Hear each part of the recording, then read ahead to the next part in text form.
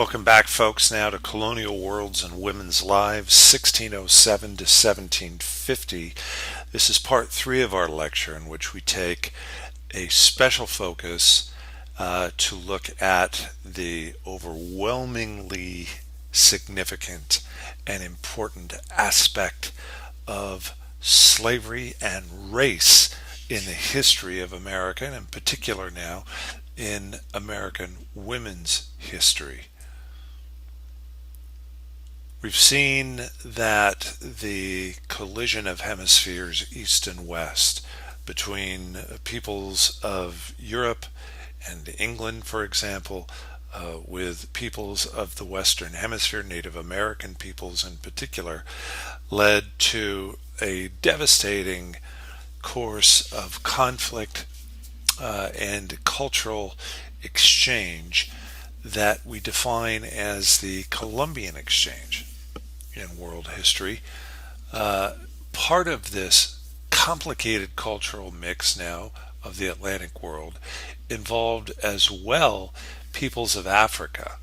And by the 1650s, in the English colonies of North America, this complicated pattern of cultural mixing and peoples would now be only deepened as the arrival of enslaved laborers by way of the Atlantic slave trade comes to represent an ingrained part of the early experience of colonial America.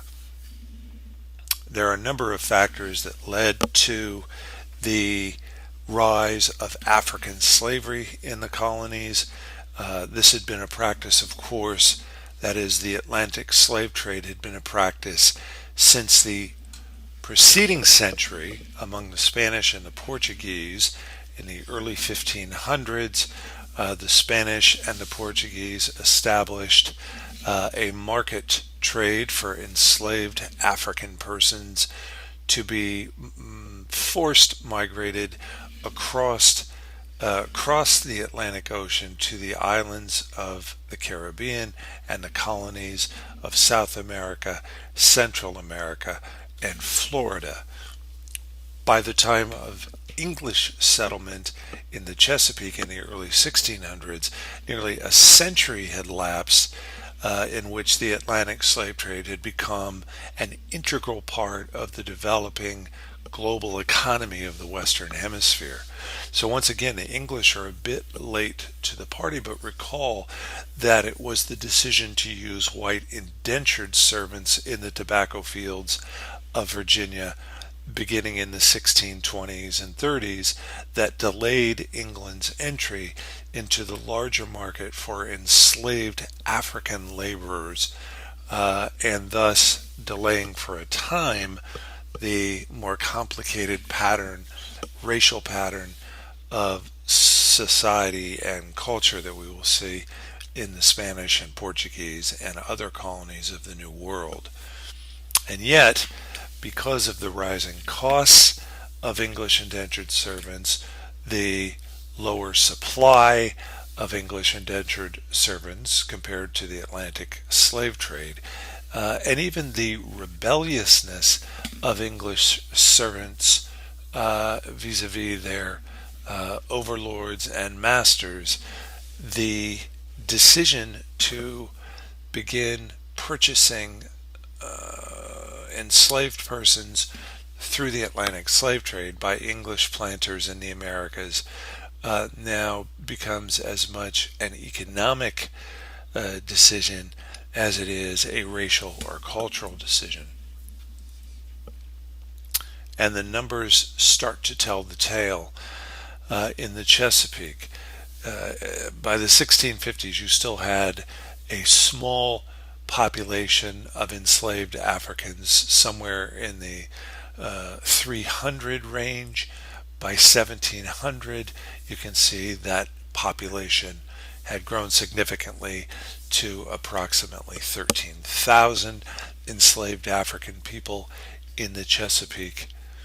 And by 1750, an exponential increase now to 150,000 from the original 300. So in just a century's time, the population of enslaved African people in the Chesapeake region of the English colonies, mostly Virginia and Maryland, will tell the tale of this economic decision that was made in the 17th century to support the growing profitability of the tobacco cash crop economy. And in this population, we find about 39%, that is under half, about 39% of the enslaved African population to be comprised of women. So from the beginning, women were integral to the mix of the Atlantic slave trade and the developing plantation economies in the English colonial sphere. According to historian Jennifer Morgan, gender furnished one of the crucial axes around which the organization of enslavement and slave labor in the Americas took place. So from the beginning of its history in the Western Hemisphere, the African slave trade, or Atlantic slave trade as it's typically called, featured an unmistakable gendered element that we'll take a closer look at now to see how this complicated pattern of cultural mixing and integration among Europeans, Africans, and Native Americans played out. The construction of gender in racial slavery helped to justify and reinforce the commodifying and sexualization of women among male slave traders and owners. That is, from the very beginning, as Europeans began to broker with Africans for enslaved peoples, you see the depiction of Africans through European lenses as exotic and as culturally other. That is, as foreign to the cultural tastes and stylings of the Europeans themselves. This sketch by Thomas Herbert from 1643 depicting an African man and woman and infant child from the work of Herbert's The Hottentot Monster Mother.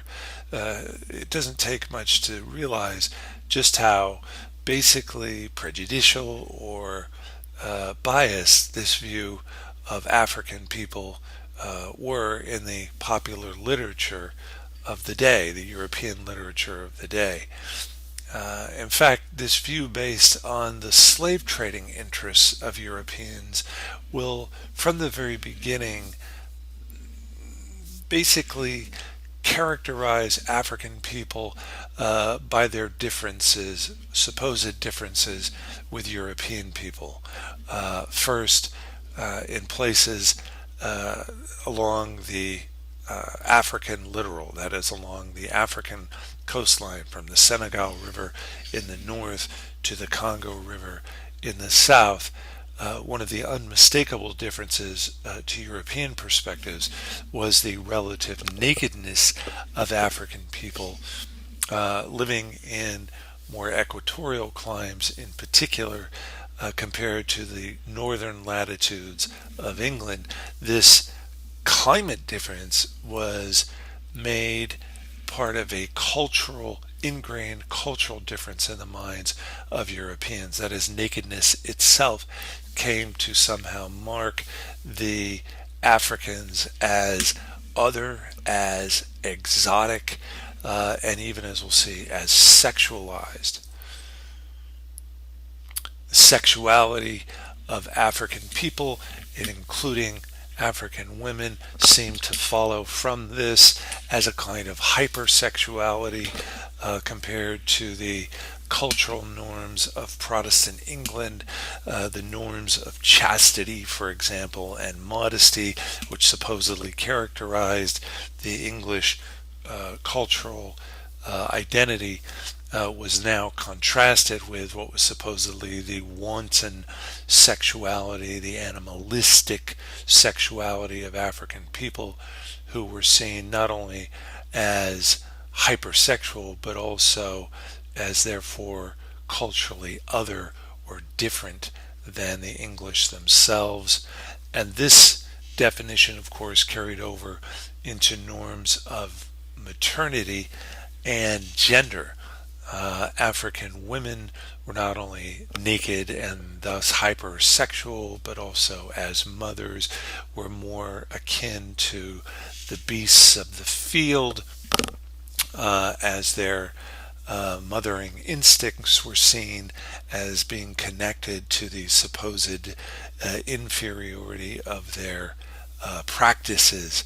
And this is something that Herbert kind of lampooned or made caricature of here in his sketch of the Hottentot monster mother, who is savage in her instincts and animalistic in her practices. You see the infant child sucking her breast as it is pulled over her shoulder, so reflecting again an inherent cultural judgment that was meant to reflect the vast difference between European people, between English Christian Protestant people, and how they are now characterizing and defining African people as not only other, but as inferior and animalistic, and thus ultimately dehumanized.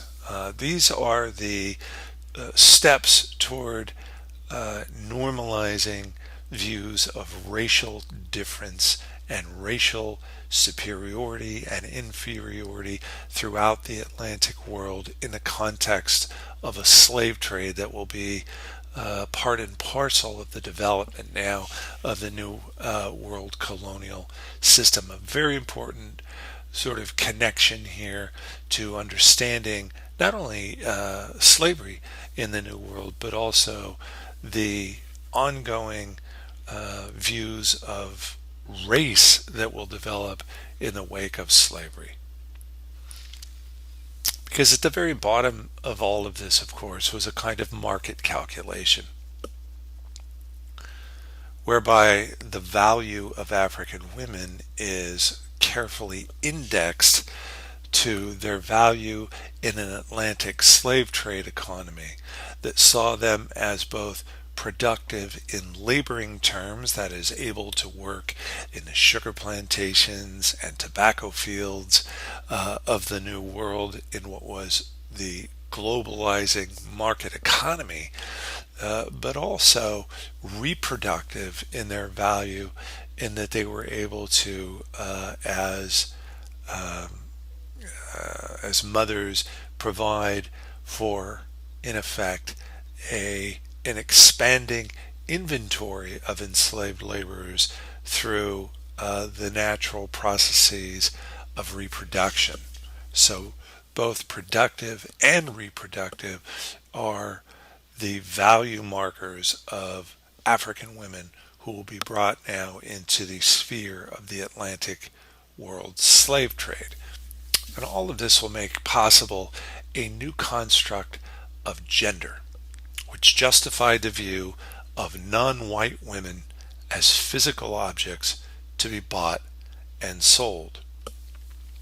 The Atlantic slave trade, begun by the Spanish and the Portuguese in the early 1500s, will continue now into the mid and late 1600s as the English and the Dutch in particular take a greater share in the transporting of enslaved African peoples across the Atlantic to the New World colonies, an Atlantic slave trade that was and would continue to be organized around the buying and selling of merchantable commodities, that should say the buying and selling of merchantable commodities such as sugar and tobacco, and therefore by the same logic defining human beings as chattel, that is, in the history of English common law, the legal property of an investor, shipper, merchant, or planter.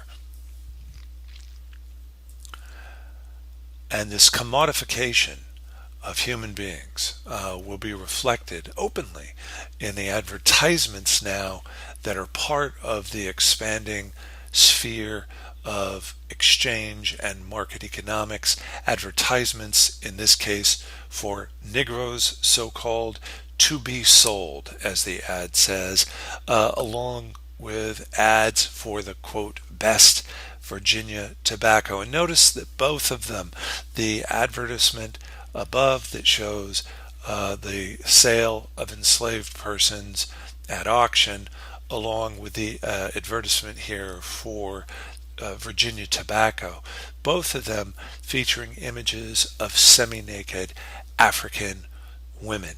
And in the case of the tobacco ad, an African woman depicted between the twin poles of white slave traders and tobacco merchants who seem to be looking upon her as very available, you might say, sexually. So the sexualization of African women, part of this this cultural matrix that emerges.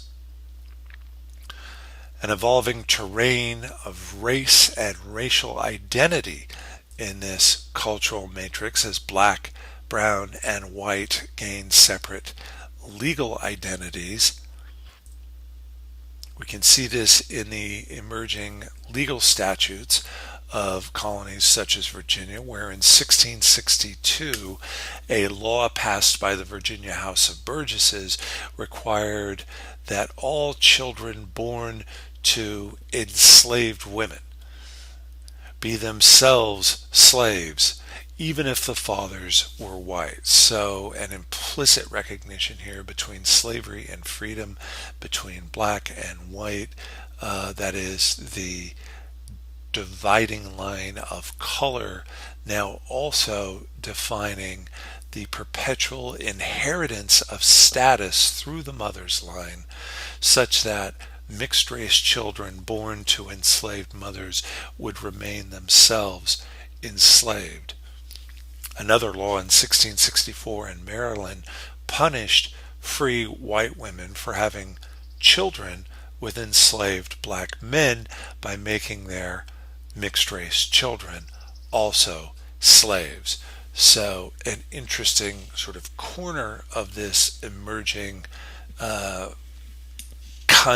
legal concept of race, whereby the less common practice of mixed race children being born to white mothers still will perpetuate now the enslavement, the inherited enslavement of children. So these laws are designed not only to reinforce racial divisions, but racial divisions in the reinforcement of economic privileges.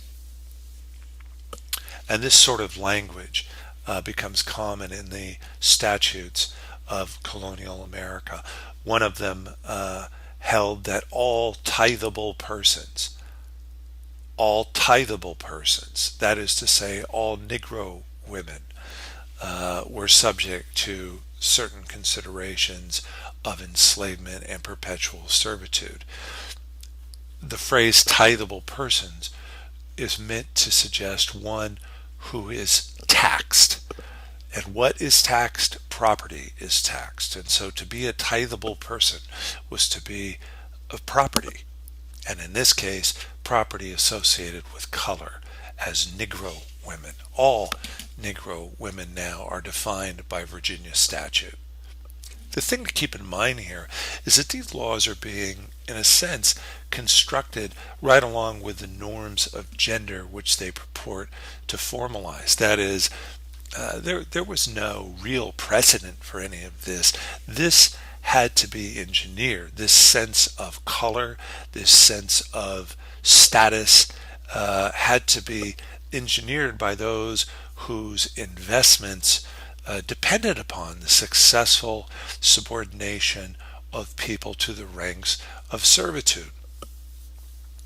And because enslavement was meant to be a more permanent and therefore satisfactory answer to that of indentured servitude in the plantation districts of the Chesapeake, then the differences, the cultural differences, had to be made formal and perpetual, along with the gendered differences, so that the economy itself could prosper and survive. In wealthy plantation districts such as the Chesapeake, the incorporation of enslaved African women as domestic laborers as well reduced the laboring responsibilities of white planters' wives. That is, as enslaved women of color became more integral to the labor routines of a plantation, including the domestic routines of child rearing and cleaning, laundering, and cooking, the role, if you will, the gendered role of the white plantation mistress, the mother, the wife, and even the daughters, now will become themselves more specialized and associated with culturally normative judgments, as we'll see in a minute, about everything from beauty to purity to gentility. In effect, the plantation mistress, the white woman of the plantation, becoming more of a cultural badge than a functioning, laboring member of the economy. As one visitor to a plantation put it, as mistresses of families, they are unimportant, almost every domestic concern being left to the management of their Negroes and mulattoes. Evolving gender constructs, as I say, were now racialized to rank and normalize the differences, the reputed differences, the culturally normative differences, the stereotypical differences between free white women and enslaved women of color. In a culture organized around enslavement, power and authority equated with gentility, purity, and beauty, and the emerging concept of race itself, fastened to slavery, perpetuated these arbitrary judgments across generations. So again, the point here is fairly straightforward, but one that is often missed in American dialogue over race and status, even to this day, that the ingrained privileges of one class of people, defined by their color and property standing, became somehow, quote, traditional in the view of Americans. That is, differences that were really artificial and constructed over time would come to be seen as natural and timeless. And note, these differences weren't simply differences of degree. They were differences of cultural status, of prestige, of privilege, of basic rights, and even, of course, basic humanity. To be white and free and female was to be privileged. To be non-white, unfree, and enslaved was to be denied even one's humanity. And that somehow these cultural judgments became normalized over time and made somehow a part of the bedrock of the developing American nation will, of course, down to our own time today, leave a complicated and conflicted legacy for future generations to try and work out. And much of this hinged on concepts of gender. Women were central to emerging concepts of race, both because of their role as laborers, but also in their reproductive roles as well. Enslaved women, defined by their reproductive labor as well, also legally defined to support and protect the economies of the southern colonies.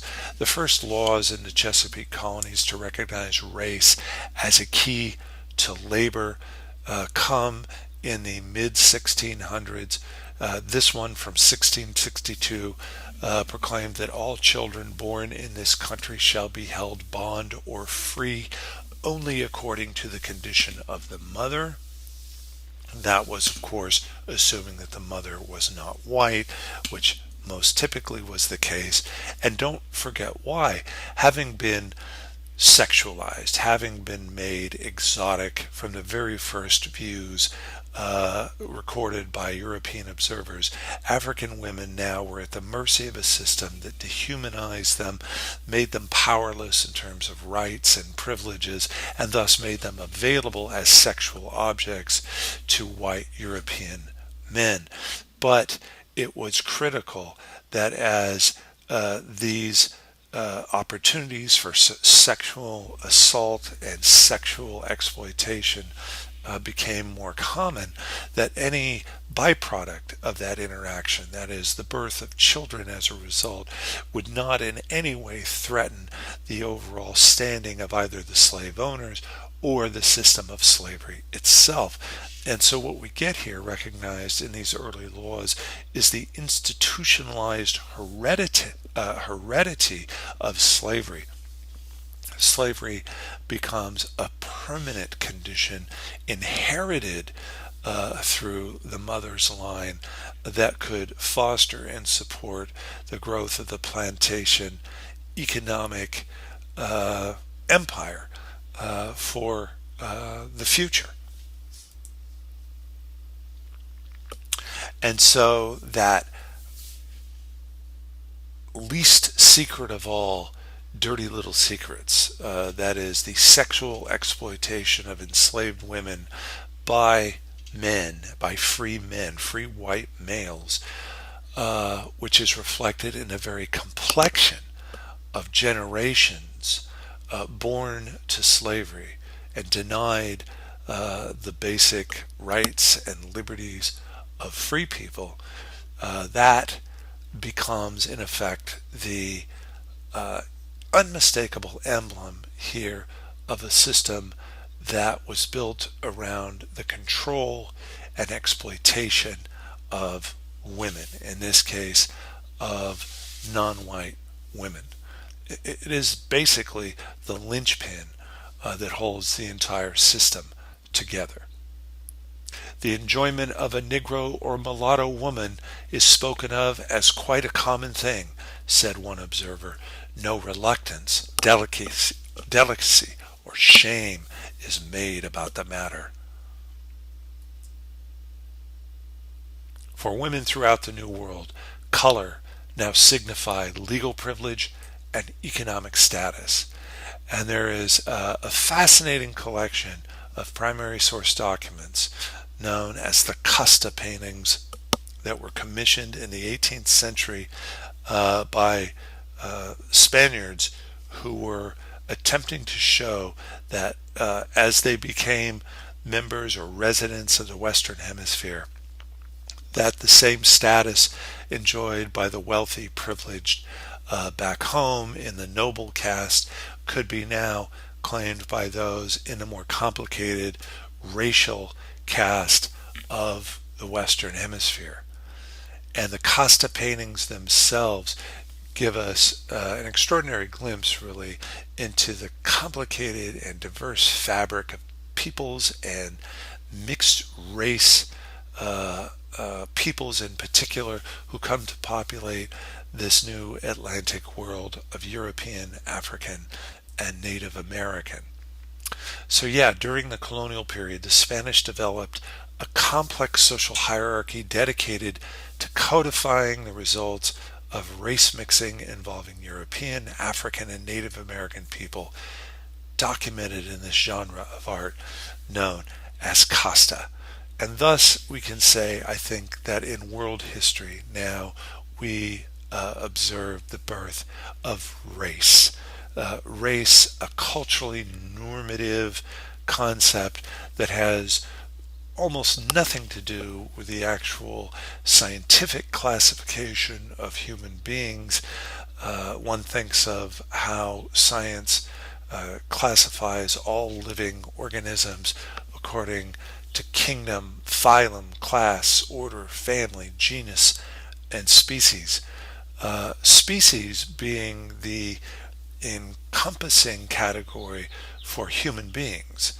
That is, Homo sapiens classified according to their species. There is no provision for race. Race is not a scientific categorization. It is a cultural construct made normative during the age of the Atlantic world and the Atlantic slave trade, in the age of the Spanish Costa, but also in the English version of that in the Chesapeake, for example, in the codification of laws that predicated one's status based on one's color, including those born as mixed race children of the plantation. So the very history then of the Atlantic world from the time of European arrival to our own time, predicated upon the invention of what were essentially color-based legal and cultural distinctions associated with slavery and freedom that have left an obviously complicated legacy, as I say, for future generations to try and resolve. But to understand who we are then as a people now, a people of diversity, we must understand ourselves in the historical currents, the historical river currents from the arrival of Europeans and Africans over 500 years ago, the historical currents that have brought these complicated patterns, often conflicted patterns, often tragic patterns of racial divergence and codification into the lives of Western peoples. Foremost among them, of course, the lives of women. All right, so we will return to the subject of slavery frequently over the course of the next few weeks to better understand how this drama will play out. And for now, part 3 will end. We will return with part 4 of Colonial Worlds and Women's Lives by looking at a particular region now, the region of New England, to see how yet again women's lives were defined according to the cultural patterns of the day.